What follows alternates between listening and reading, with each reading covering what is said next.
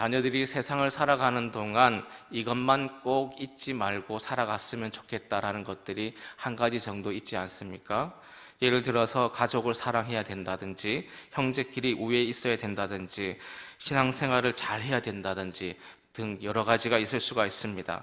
하나님께서도 자녀인 우리가 이 세상을 살아가는 동안 절대 잃어버리지 않기를 바라는 것이 있습니다.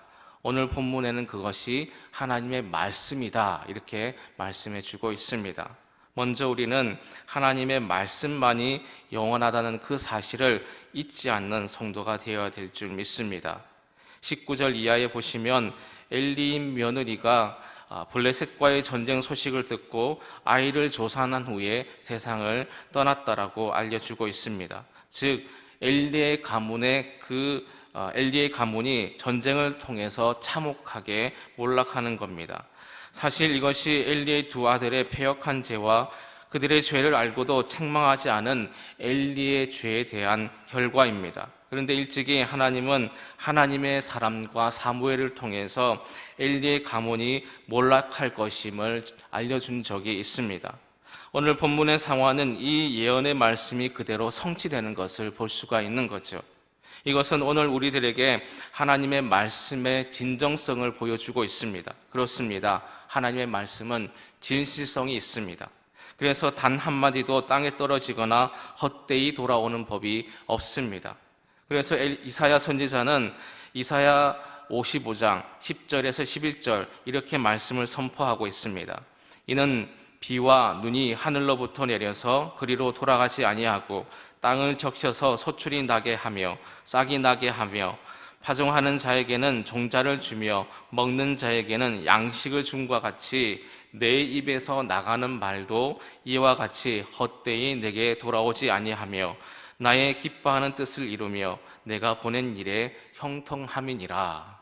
아멘. 또 이사야 40장 8절 말씀에 이렇게 말씀하고 있습니다. 풀은 마르고 꽃은 시드나 우리 하나님의 말씀은 영원히 서리라 하라. 아멘. 즉 하나님의 말씀은 이 세계에 속한 물체와 같이 변하는 가변적인 것이 아니라 영원히 지속되고 변치 않는 불변의 진리라는 것입니다. 그러므로 우리에게 중요한 것이 무엇이겠습니까? 세상에서 성공하고 실패에 연연하기보다는 내가 하나님의 말씀에 바로 서 있는가, 그것을 살펴야 될 줄 믿습니다. 본문에 이스라엘 백성들이 여호와의 말씀이 희귀하여 이상이 잘 보이지 않았다라고 말씀합니다. 우리도 이런 수모와 실패를 동일하게 반복하지 않으려면 하나님의 말씀으로 돌아가야 될 줄 믿습니다. 하나님의 말씀이 내 인생에서 소중히 여김을 받아야 될 줄 믿습니다. 왜 그럴까요? 말씀은 하나님의 영광을 나타내고 우리를 영광스럽게 하기 때문입니다. 두 번째로 성도에게 하나님 없는 영광은 참된 영광이 아니라는 것을 깨달아야 됩니다.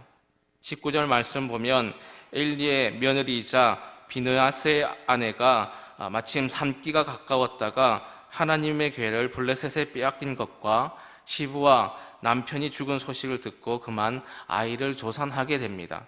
20절 말씀 보면 그녀는 아이를 낳았습니다.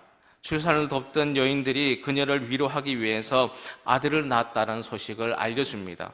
하지만 놀랍게도 이 여인은 대답하지 않고 관념하지 않았다, 이렇게 말씀하고 있습니다.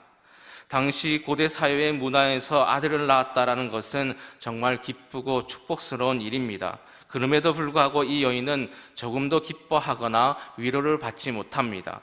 이것은 그녀에게 있어서 아들을 낳았다라는 것이 다른 사람들이 생각하는 것처럼 그렇게 기쁜 일이 아니었음을 시사해 주고 있습니다. 왜 아들을 얻는데 기쁨이 되지 못했을까요? 21절, 22절 말씀 보면 엘리의 며느리는 사람들이 어떻게 위로하려고 아들을 낳았다라고 위로하는 이 말이 영광이 이스라엘에게서 떠났다 하고 위로받기를 거절했다라고 말씀하고 있습니다. 또 자신이 낳은 아들의 이름을 이가봇이라고 지었습니다. 이는 영광이 사라졌다라는 뜻입니다. 이것이 무엇을 말하는 것입니까?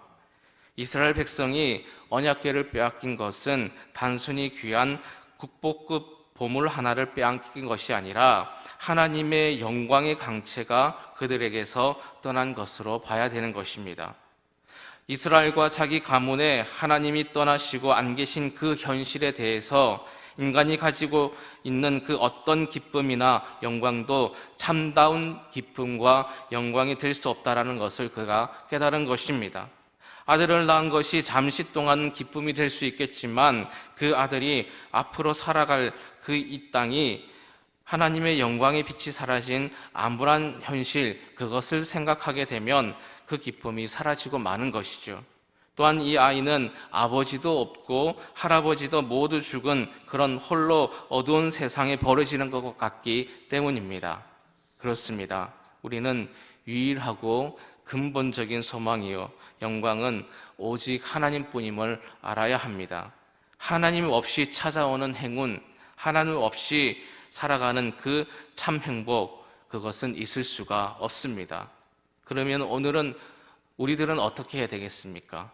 하나님이 우리에게 맡기신 그 말씀을 귀하게 여기는 성도가 되어야 될 줄 믿습니다. 22절 말씀에 왜 하나님의 영광이 이스라엘에게서 떠났는지 그 이유에 대한 단서가 나오고 있습니다. 22절입니다. 한번 다 같이 한번 보도록 하겠습니다. 22절 또 이르기를 하나님의 궤를 빼앗겼으므로 영광이 이스라엘에서 떠났다 하였더라. 아멘. 하나님의 궤는 하나님의 임재와 영광을 상징하고 있습니다. 그런데 우리는 오늘 사건과 이 말씀에서 한 가지 더 기억해야 됩니다. 언약궤는 하나님의 임재를 상징하기도 하지만 동시에 하나님의 말씀을 상징한다라는 것이죠. 언약궤는 성막의 가장 중심인 지성소에 보관되어 있었습니다. 그 언약궤 안에는 하나님의 율법의 핵심인 십계명과 두 돌판이 보관되어 있습니다. 또 언약궤를 덮고 있는 그 뚜껑에는 천사의 날개를 펴서 언약궤를 덮는 그런 형상을 하고 있습니다. 성경은 이곳을 시온자라고 하기도 하고 속죄소라고 하여서 하나님께서 모세에게 말씀하신 곳이 바로 이곳이었다라고 하고 있습니다. 이러한 이유로 언약궤는 하나님의 영광과 임재를 상징하면서 동시에 하나님의 말씀을 상징하는 것이기도 합니다.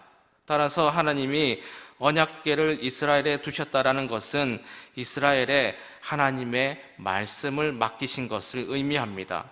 이것은 많은 민족 가운데 이스라엘에게 주신 특권이요 복입니다. 그러나 이스라엘은 하나님의 말씀을 귀하게 여기지 않았습니다.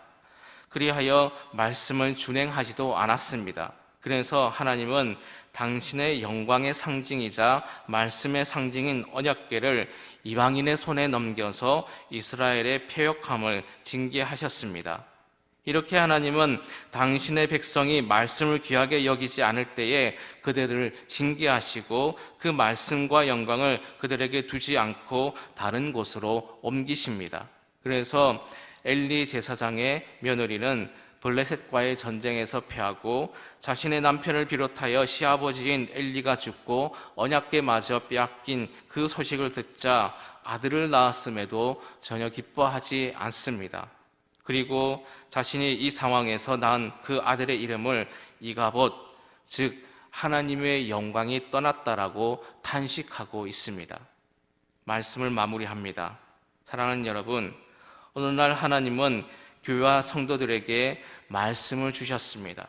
그리고 과거에 이스라엘에게 주셨던 그 특권이었던 하나님의 영광을 옮겨주셨습니다. 이제 우리는 어떻게 해야 되겠습니까? 그 말씀을 정말 귀하게 여겨야 될 줄 믿습니다.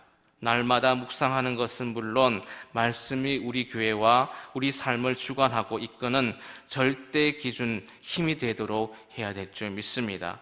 그렇지 않으면 외형만 가지고 있으면서 자신들이 하나님의 능력을 소유하고 있다라고 착각하게 되는 것입니다. 그럴 때 하나님은 말씀과 영광을 거두어서 다른 곳으로 옮기시고 마시는 것이죠.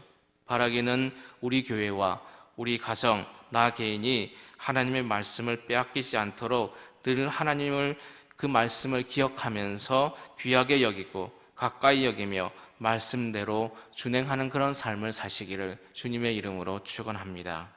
하나님, 저희들에게 하나님의 말씀을 주시니 감사드립니다. 주신 말씀 귀하게 생각하게 하여 주시고 말씀에 이끌려 살아갈 수 있는 저희들 되게 하여 주시옵소서. 말씀대로 행하는 삶이 우리의 삶 되게 하여 주시옵소서. 예수님의 이름으로 기도드립니다. 아멘. 하늘에 계신 우리 아버지, 아버지의 이름을 거룩하게 하시며 아버지의 나라가 오게 하시며 아버지의 뜻이 하늘에서와 같이 땅에서도 이루어지게 하소서.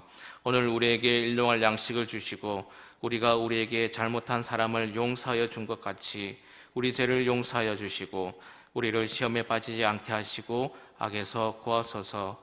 나라와 권능과 영광이 영원히 아버지의 것입니다. 아멘.